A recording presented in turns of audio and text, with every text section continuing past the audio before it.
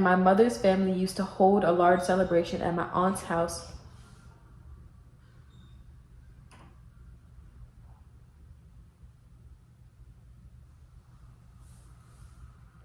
I'ma just hope that was like a passing vehicle. I'm not gonna look. Baby, baby, baby, baby, you're driving me wild, you're driving me so crazy. What's up, buttercups? It's your girl Carrie, and I am back with another video. I really don't have anything to say for this intro. Surprisingly, I'm gonna be on Reddit. Can I help you? I just realized y'all never seen Misty. Come here. You wanna meet some people? This is Misty. She don't normally look like this. I know she looks mangy or sick. She's not, I swear. When we first went into lockdown, the groomer that I bring her to was closed, obviously.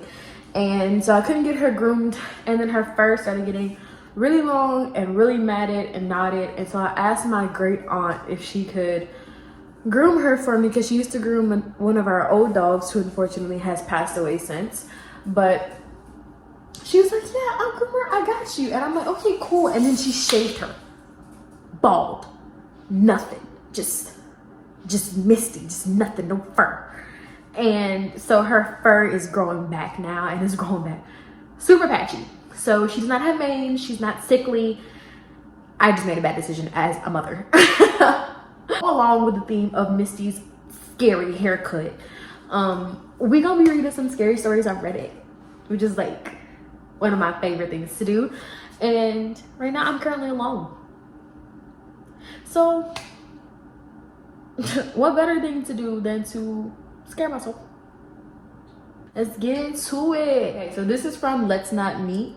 I'm probably gonna do a couple from LetsNotMeet and then a couple from some other subreddits, or maybe just all from LetsNotMeet, because I really love LetsNotMeet. LetsNotMeet just like really just, it creeps me out so much because it's real people. Like ghosts and stuff is scary, but just like psychopaths are so much scarier to me because these are like actual people. Like you could just come across these people one day and like you will have crossed a psychopath or like had a conversation with a psychopath like that. Sociopath. So That is terrifying to me. It's scary. So let's get into this one. King Henry of Park Lane. Names and locations have been changed to protect my identity and the identity of those involved. Back in the late 2000s, I had just finished up my useless degree and was struggling to find work. I was living in a Midwestern college town where everyone and their dog had some higher level of education, so it wasn't uncommon to find people with PhDs working for $10 an hour as a cashier. But the town was cute and affordable, so people liked to stay post-graduation. Oh, that's cute. I found a decent job at a coffee shop over the summer, but once the fall semester started, my hours were cut and I was replaced with cheaper, younger baristas. A coworker suggested I tried nannying.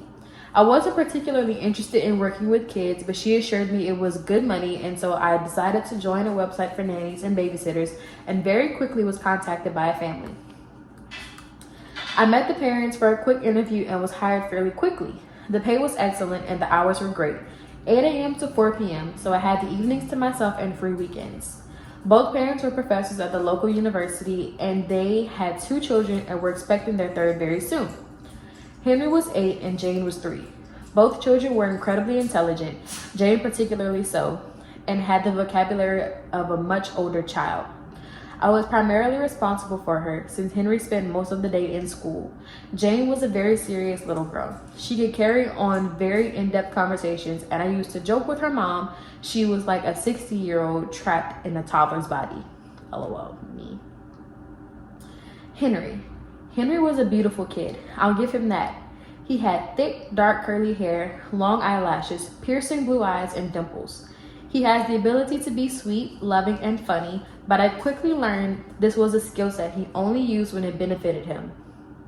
Overall, Henry was a true monster. Oh, this is not one of those like creepy kid stories. Kids just creep me out like altogether.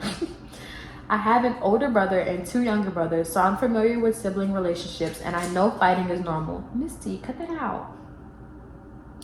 However, Henry tormented Jane.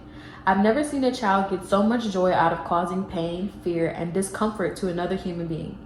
He loved nothing more than to terrify her with stories or monsters or ghosts. He had convinced Jane that there was a demon living in their basement and she refused to go down with me when I had to do laundry.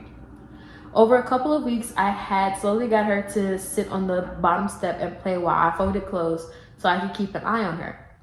She was so proud of her bravery, but when Henry came home and saw she had conquered her fears, he made it his duty to terrify her even more and all progress was lost. Dang, Henry's a jerk. He was so terribly mean to his little sister. I was worried about her physical safety when he was home. He would constantly taunt her, pinch her, threaten her, and destroy her belongings. I despised the hour I had with him every evening after picking him up from school. The entire time would be filled with crying and screaming and his refusal to obey. I would try to tell him off occasionally. I'd say he couldn't act however he wished, that he was a child, I was the adult, etc. You aren't the king of this castle, Henry. This is something my parents used to say to me. I am the king. I'm King Henry. Off with your head, he had responded, and he was right. That would make me so mad. I didn't have any less control over him than his parents. They, let's call them Elizabeth and Michael, were absolutely clueless.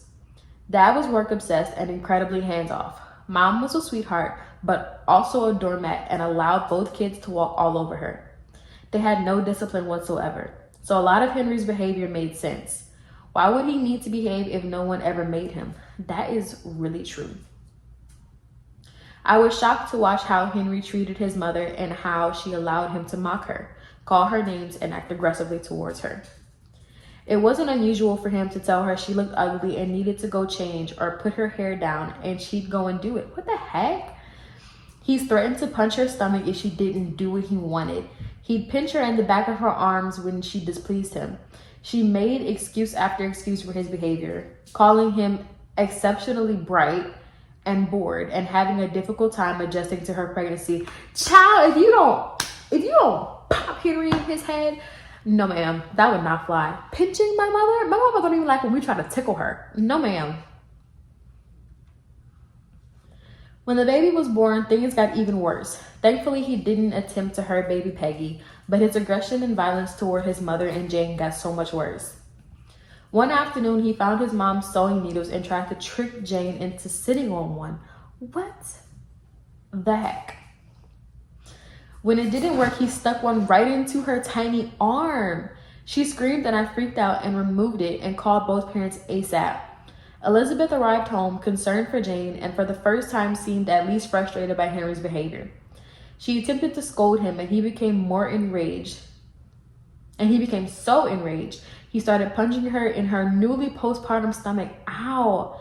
She only responded by crying and hugging him and asking him why he was so angry and wanted to hurt his sister. He responded with a cold, I'm angry because you should have miscarried them both. They both should have died inside you. What the heck? My jaw hit the floor. Elizabeth stopped crying and just stared at him and then me. I assumed they were going to potentially get this kid some help, but when I approached the subject the next day, I was brushed off and told that they had a talk with Henry and it was just an outburst due to an unrelated issue at school. Another excuse. Yo, what? Like, what? Okay. Henry continued to torment the entire family, and he started to target me as well. Oh no, ma'am. You ain't even gotta be there. I would here's my 2 weeks notice. It actually starts today. Goodbye. For the past few months, he mostly ignored me. He's occasionally called me ugly or throw the laundry I had just folded all over the room, but he had yet to get physical with me. This changed one day where unfortunately he had the day off from school. So I got to spend the entire day with him home while also caring for Jane and Peggy. It was challenging, but by 10 a.m., he was bored of torturing Jane and went to go play in his room. The rest of the morning went decently, with him occupied in his room until lunch, where he spilled his plate all over the table because I didn't cut his crust the right way. I cleaned it up. I had admitted my defeat weeks ago. I couldn't force any rules or boundaries if the parents didn't back me up. I put the girls down for a nap and Henry asked me to read him a story. For the first time, he was calm and genuinely sweet with me. I read him the BFG and he cuddles a bit closer. I thought for a bit, maybe this kid just really needs more one-on-one time. I was about 30 minutes into the book when I felt a small hand reach under my shirt and touch my stomach. I looked at him and he stared at me. I gently picked up his hand and told him it wasn't appropriate to touch other people without asking. He seemed angry, but let me continue reading. I noticed that he had stopped paying attention to the story and was looking at me all over. Before I could ask him what was wrong, his hand was under my shirt and making its way from my breast when I yanked it away and stood up. I tried not to yell, told him that was incredibly inappropriate and that he's never to touch anyone underneath their clothes ever again. Henry looked at me and said, I can touch whoever I want, wherever I want, whenever I want.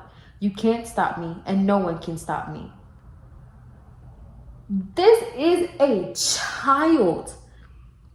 Could you imagine a child? I'd kick him into next week. Like, no. I didn't want to read it. Like, I'm done. Okay. I was creeped out and felt violated. I knew he was a child, but just imagine how that feels as an adult woman. I know children aren't the best with personal space boundaries, but Henry was almost 9, and I knew he knew what he did wasn't appropriate or okay. The intent behind it seemed sinister. Yeah, it did. I ended our story session and tried to get through the rest of the day. I was so glad he'd be back in school for the rest of the week. I did decide to let his mother know because it felt weird to not. She thought it was funny. She kind of chuckled and said he is a very sensory-oriented kid and was just trying to be affectionate. At that point, I honestly decided that I was never going to talk sense into these parents and I needed to look for another job. I knew I was going to put my 2 weeks in pretty soon. I was very sad because I was close to Jane and Peggy and felt like I was abandoning them. But I had discussed Henry's behavior with my roommate and she was concerned about potential legal ramifications for me if Henry did something to one of the girls on my watch. That's like the least of your worries. I came back to work on Monday and Jane had a black eye. Aww. Henry had accidentally punched her in the eye during an argument. I was so sad for her. How do you accidentally punch somebody in the eye? Like, how does that happen? It's not possible. Like, I can see you like accidentally like slapping somebody, like you swing your arm around and then you like accidentally hit them, but that'd be like right here. Like, you don't accidentally punch somebody dead in the eye. Anyway. I asked her what happened later and she told me that she was playing in her room when Henry came in, took her doll, and when she tried to grab it back, he punched her square in the eye and laughed. Henry was so evil at home, and I wondered why his teacher never seemed to mention any behavioral issues in the classroom. One evening, while picking her up, I mentioned Henry was very difficult at home and wondered if she had issues with him at school. She said no, that he was very well behaved, had no issues, and had a lot of friends. Why do I just like find that hard to believe? Is my light about to go out? I was very surprised. I assumed Henry was disturbed and that his poor behavior transferred into class, but the teacher denied this. I frankly didn't believe her, so one afternoon the girls and I left early and arrived at his school so I could see how he interacted. She was right. He sat at his desk quietly, raised his hand, seemed genuinely friendly to his peers. For some reason, this stark difference in Henry's personality from home to school terrified me even more. Initially, I thought he was just a disturbed kid, but at that moment, I realized how truly in control he was. Henry wasn't just an angry child with severe behavioral issues. Henry was just a mean child who knew when and where he could get away with his favorite pastime, causing misery. Thankfully, I managed to find an entry-level position in a field related to my degree in the spring. I have my 2 weeks and Elizabeth was upset. I gave my 2 weeks and Elizabeth was upset but understood. Henry, however, was livid. He made sure to tell me daily how much he hated me and how glad he was that I was leaving and how he hoped I died. I was feeling less than patient with his antics, so sometimes replied a little more sarcastically than I should have to a 9-year-old. On my last day, a Friday, my treat to Elizabeth and Michael was to let them have a date night. I picked Henry up from school at 2:55 and we headed home. Henry refuses to talk to me. He wouldn't look at me. He wouldn't acknowledge me. I thought that may not be the worst way to spend the next 6 hours. We arrived home, and shortly after, Elizabeth and Michael came in and started to get ready for the date. The baby was about 5 months old at this point, and they hadn't been out since her birth the fall before. Henry refused to speak to anyone. Elizabeth got worried and thought about canceling the date. Ciao! Not wanting to see Henry upset, but I, wrongly, assured her things would be fine, and they left around 6 p.m. The older two went to bed around 8 p.m. and the baby an hour before, so I only had to make it about 2 more hours with Henry. We ordered pizza. He refused to eat. He just sat there and sulked in his chair. I let them watch about 30 minutes of the Magic School Bus on my laptop, a treat since they didn't own a TV, while I bathed the baby, gave her a bottle, and put her down in her crib. I was surprised I didn't hear a peep coming from downstairs, no crying or screaming. I felt a bit victorious that Henry was so stubborn in his silent treatment that he didn't realize how easy he was making this evening. When I got into the living room, I noticed Henry had a sly grin on his face, the first one I'd seen all day. I let the episode finish and I took the computer and noticed it was incredibly sticky. I quickly realized it was honey and that Henry had gone into the kitchen and put a solid glop in his hands and rubbed it all over the bottom and back of the computer. I was just relieved that he didn't get the keyboards. I took the keyboard into the kitchen, wiped it off, and then heard Jane scream. I ran into the living room and Henry sat there with Jane right next to him with her hand squeezed tightly with his right hand and one of the kitchen knives in the other hand. I froze. I demanded he put the knife down immediately and let his sister go. I told him this wasn't funny and he's crossed the line. He just smiled. I went and grabbed Jane and she cried and Henry chuckled. I really scared you. You know I could have killed her while you were upstairs and you would have never known. The blood drained from my face. The anger I felt towards him turned into fear and then realization that he was right. I felt so stupid. I rarely left them alone together because it usually ended in Jane being pinched, pushed, slapped, or bit. But I guess I let my guard down given his docile behavior all day. I just started to cry and screamed at him to never ever do that again and go straight to his room. He sat and stared and went to the kitchen and put the knife back and then went upstairs. I was obviously super shaken up and was still trying to calm down as I bathed Jane and got her ready for bed.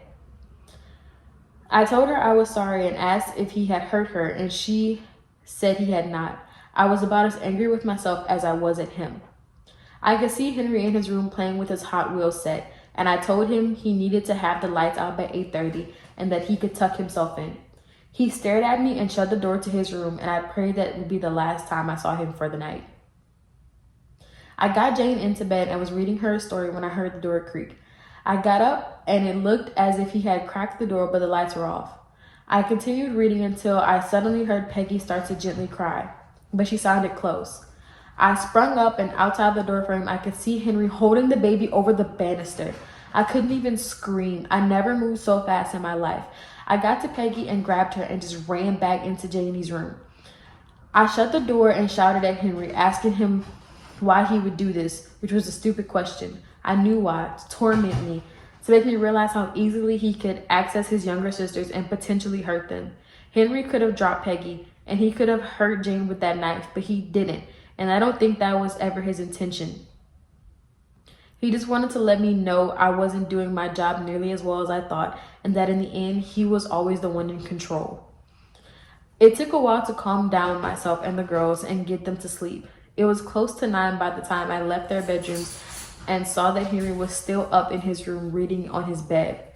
I just kind of looked at him. I was so relieved that this was my last day dealing with this kid and his BS, but I felt sad and scared for his sisters.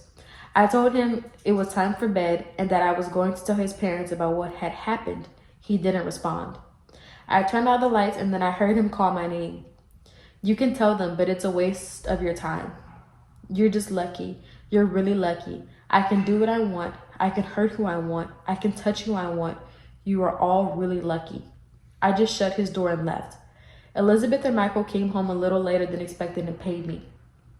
I didn't mention what had happened that night because I did feel pointless, but the next day I ended up sending a text. I got a long response from Elizabeth full of excuses about Henry, and she even insinuated I lied. I was over it. I was over them. I did end up contacting CPS, but not sure if anything ever came of it. I don't believe Henry was being abused. I told this story to others, and people always ask me that, but no. I think Henry was born a sociopath, and his parents were enablers who never made him accountable for his actions, and the two together created a monster. I didn't hear from them for over a decade. I moved across the country, married, and now I have kids. My son is almost 6, and he has 2 little sisters that are 3. They fight, but he loves them and is so protective and know what a healthy relationship between siblings look like. Anyways, a few weeks ago, I got a friend request on Facebook from Elizabeth. She looks the same, a few more lines, but still very elegant and pretty. Her profile picture consists of herself and her now 4 children. I glanced across the photo until my eye caught a young man with thick curly hair and bright blue eyes, Henry. Henry ended up as stunning looking as expected. He is about to be a sophomore at a well-known elite American university. He plays for their soccer team and is majoring in business. He has a girlfriend and seems popular in his fraternity. This is all that I can gather through his public Facebook posts. Maybe he learned accountability and grew out of his mean-spirited and manipulative way. I can only hope that's true for his siblings' sake, as well as the well-being of those around him. For now, my family is thousands of miles away from you, Henry. I honestly don't care if we meet again. I handled you before, and I can handle again. However, be it now or 20 years in the future when my children are out on their own, trying to find a place in the world, if you see them, don't effing touch them.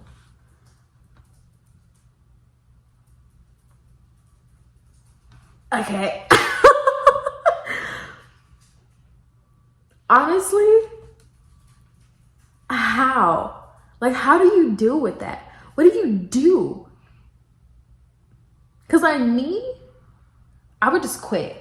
Like, I would literally like just quit. As soon as I saw how bad this kid was, like even when he was still just pinching her and stuff, I would have quit. I would have been gone. At the same time, like I would feel like some type of obligation to help the 2 little sisters. That's scary. That's scary. I couldn't deal with it. Okay, I want to read another one. Okay, this one has 1.2K upvotes. So I'm guessing it's going to be pretty good. Just a nice Christmas Eve drive. This happened over 20 years ago. I was driving back home with my girlfriend at the time. It was Christmas Eve and my mother's family used to hold a large celebration at my aunt's house.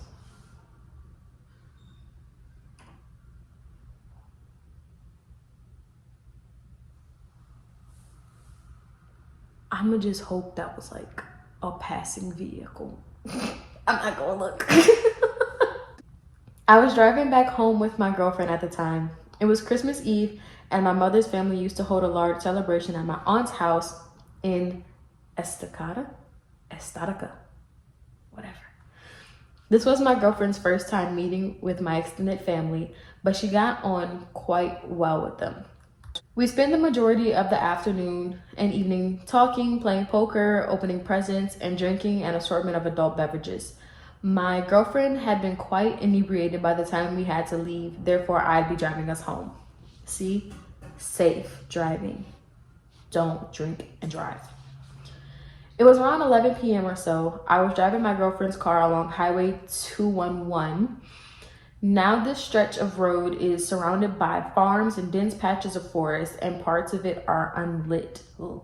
But nothing to fear. I grew up in this area, so I knew this road like the back of my hand. The both of us were just driving and talking away, just 2 young lovers making the most of our moment together. Aww.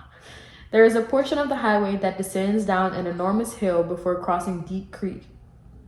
Surrounding both sides of the road are thick forests. There are no lights. The only thing we could see was the area directly in front of our headlights. I drove down the hill, crossed the bridge, and uphill through more forest. It's as the highway starts to flatten out that it happens. Something sprints across the road so suddenly that I almost hit whatever it was. I slammed on the brakes. I turned to my girlfriend and asked her if she saw it. She confirmed that she had, but she couldn't make out what it was. Maybe it was a coyote, as they are a fairly common sight in this area, but something felt off about it. Whatever it was that ran in front of our car disappeared into the woods next to the road. Coyotes don't usually just dart out in front of cars. Not like that anyway. I wouldn't know. So for some reason, I decided to check it out. Why would you do that? Literally, why would you do that? There's so many reasons why you should do exactly not that. Like, if you didn't hit it, move on with your life. Just go. Just go. Okay? I turned the car around and switched on the high beams to better light up the forest in which this thing had vanished in. I step out of the car and walk towards the woods. I don't see anything, but now it feels like perhaps I had made a grave error. Yeah. My heart is pounding and the hairs on the back of my neck are standing at full attention, but I still don't see anything unusual in the trees. Suddenly, the car's horn blasts. It's not a beep, beep, beep that you get if, say, your driver or passenger wanted you to hurry up and get in the car. No, this was a long, blaring beep. I walked back into the car and asked my girlfriend why she leaned on the horn like that. She said nothing. Instead, she pointed to a spot about 50 feet from where I was standing. I looked over in that direction, and that's when I saw it. Surely this was the thing that ran in front of our car. It was a man. He was completely naked, his skin covered in dirt and mud, and in one of his hands, he was holding a hatchet. He looked back at us, and then he smiled and waved to us just before turning around and walking back into the forest. Oh my God, that is so creepy. That is so scary. Needless to say, we got the heck out of there. Once we were safely driving again, my girlfriend explained what had just happened. While I was trying to look for the man in the area he initially vanished in, he circled back around and came out from another spot in the forest beyond my car headlights. My girlfriend had seen something out of the corner of her eye, and that's when she saw him. Before she honked the horn, he was walking towards me, his hatchet raised as if making to strike me. We called the authorities once we got safely back home, but they never found anybody, or they did and just didn't tell us. But the officer we spoke to explained his theory. The man was obviously looking to ambush unsuspecting lone travelers for Lord only knows what reason. We all agreed that my girlfriend's quick thinking saved my life, as it let my potential killer know that I wasn't alone out there. I moved back into the area recently, so now I drive the highway often. No naked hatchet man sightings yet, but I can tell you that I'm definitely extra vigilant now, especially near Deep Creek. That is so scary. Like, that is literally like my biggest fear is like something happening like that, especially like if I do hit something and then like I want to get out and check it and then it's like a trap. I'm ambushed. Literally, they wouldn't even have to kill me. My soul would just exit my body. Like, I would just be gone. Oh, that is so creepy. I want to read another one. Has 1.5K upvotes, and it's titled Sofa on Craigslist, and it's not very long. Okay, this might be my last one for this video. I might do another one. I might do another video. Okay, Sofa on Craigslist. So about 2 years ago, a friend of mine had moved into his own apartment. The sofa that was in it was old and worn, so he decided that he would try and find one in better condition. He asked me to help him look for one as my dad had a van and he would need to use that to transport the sofa. So we went on Craigslist to have a look at what other people had for sale. We came across one ad. It had ADD, so I was like, what? We came across one ad that stated a 3-seater cream leather sofa, great condition, free to first viewer. There was a picture of it and it looked in perfect condition. Now, the ads had been up for a week, so we had thought that maybe it was already gone and that they just hadn't taken the ad down yet. So my friend contacted the seller and nearly instantly got a reply saying that they still had the sofa and it was available if we could collect it. I don't know, just something about a stranger like texting somebody back immediately just creeps me out altogether. And I do that because I currently am trying to sublease my apartment. Like, if people message me about it, I message them back like instantly. But like, if it were reversed, it would just be so creepy to me. I was a bit weary that it was still available. I mean, a free sofa in perfect condition that had been up for a week and nobody has taken it yet. We thought that maybe there was something wrong with it that could only be noticed when viewing the sofa that was maybe hidden from the pictures. It was a weekend and we had no plan, so we decided that we would go and check out the sofa. My friend contacted the seller back and organized a time and place to meet up. They decided on a local McDonald's car park at 9 p.m. as the seller said he was in work until 8 p.m. and would need time to get ready after work. The seller said that he would be driving a green Honda Accord with a trailer. How are you pulling a trailer with an Accord? Okay. So we pulled up to the McDonald's car park at about 8:50 p.m. There was loads of people around, so we had no reason to think that we would be in danger or anything. At about 8:55, my friend got a text saying that the seller was about 15 minutes away and they asked him to describe what vehicle we were in. So he described the van that we were in to him. About 5 minutes after he had the text, the seller...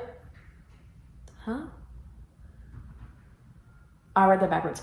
After about 5 minutes after he had texted the seller what vehicle we were in, an overweight man around 50 years old with a gray scruffy beard and greasy gray hair, he just read this man to filth, approached the driver's side window of the van, which was my side as I was driving the van.